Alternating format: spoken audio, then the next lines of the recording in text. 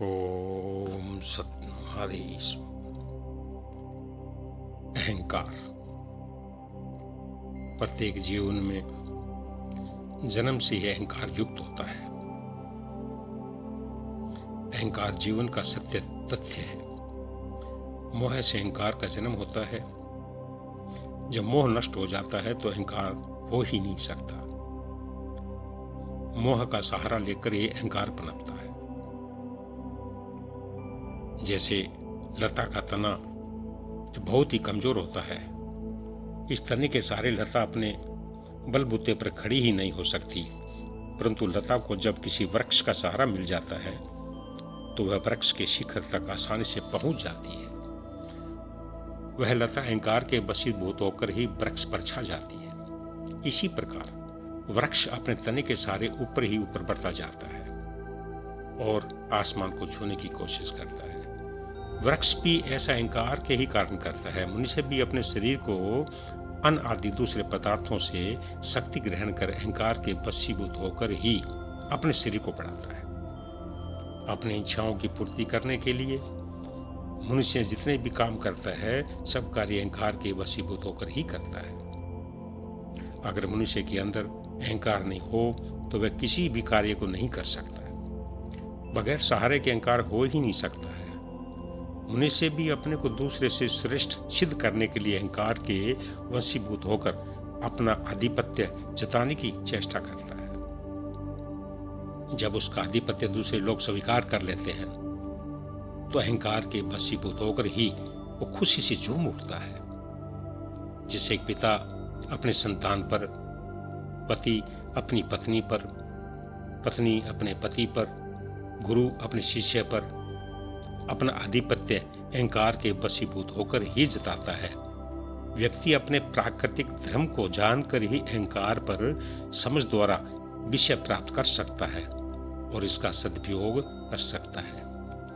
यदि जरूरत से अधिक अहंकार व्यक्ति पर बढ़ जाए तो तमोगुण बढ़ जाता है। जब अहंकार आवश्यकता से अधिक बढ़ जाता है तो इस अवस्था के अंदर व्यक्ति के सोचने व समझने की शक्ति लगभग क्षीण हो जाती है, जिससे व्यक्ति की दृष्टि भ्रमित होकर अपने सामर्थ्य को आवश्यकता से अधिक तोड़ कर कार्य कर और मनुष्य अपने अधर्म को धर्म, दुख को सुख समझकर अपना पतन कर बैठता है। अहंकार के अंदर मनुष्य अपनी बुद्धि से विवेक को खो देता है और अच्छे बुरे का लाभ हानि का ज्ञान नहीं रहता है। इससे उसकी तपस्या भंग सी हो जाती है, नित्यकर्म भंग हो जाते हैं और अंत में उसका पतन हो जाता है। मनुष्य शरीर के अंदर काम, क्रोध, लोभ, मोह, अहंकार, इच्छा और संघर्ष ये जन्म से ही होते हैं, परंतु आज हम इनको नष्ट करने पर तुले हुए हैं। अगर ये हमारे शरीर से नष्ट हो जाए तो जो मनुष्य बचेगा वह अत्यंत ही दीनहीन होगा और इससे मनुष्य का विकास ही नहीं हो पाएगा।